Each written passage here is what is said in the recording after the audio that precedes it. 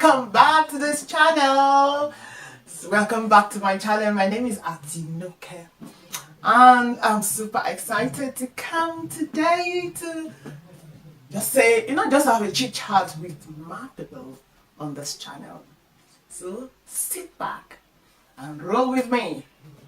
And today I just want to talk about something that, I know something that I just don't know, why.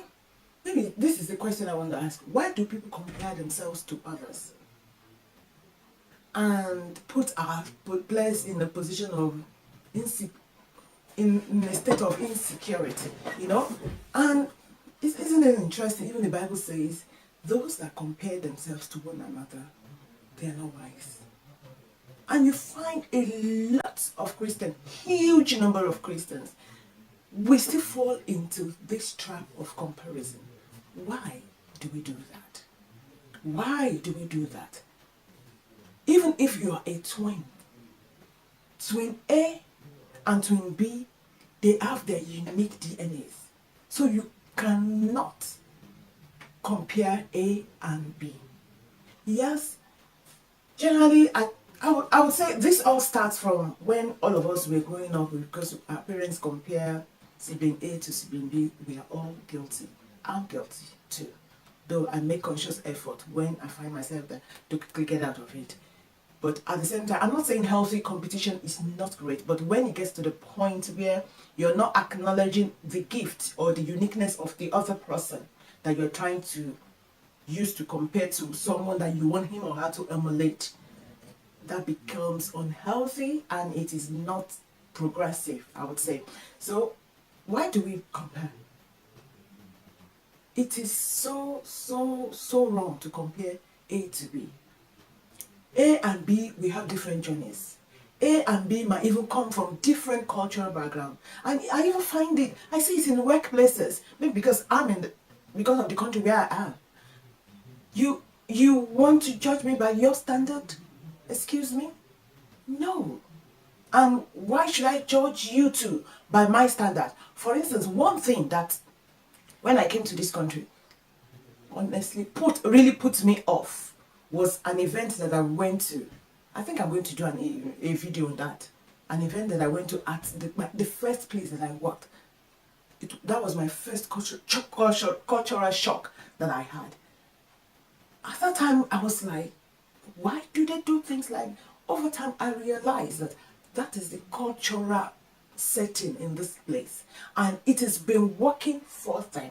And to be honest with you, now I have come to a place where I have now kind of adopted that cultural setup and that practice in particular, which I will share in the next video.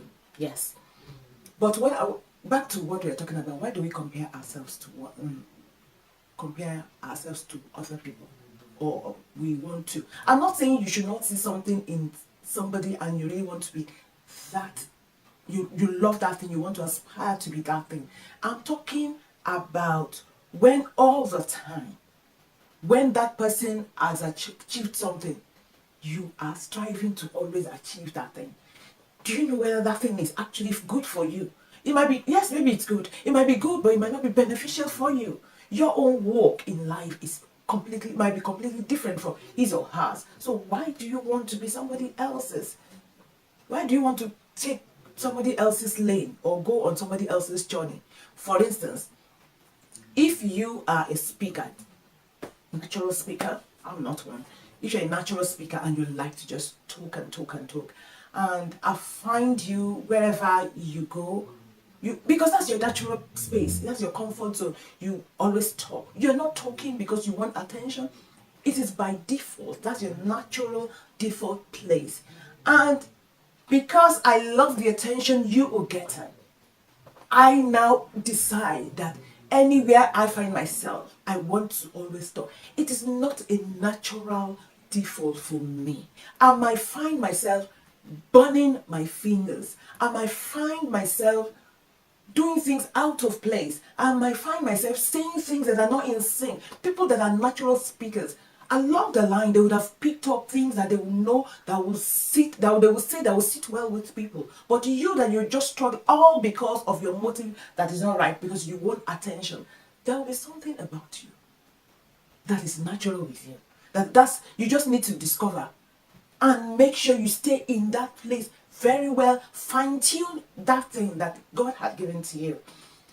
Do it so well that it will give you access to the places that person that is speaking to. And the truth is, that person that speaks, the places that he or she needs access to might not be the place that I need access to. So why do I have to struggle? Why do I have to compare myself to that person that, oh, I'm not doing as well as that person? Hello? Even if I'm not doing as well as that person on something that I know legitimately, that is what I ought to be doing. I think my attitude should not be, oh, why is he or she doing better than me?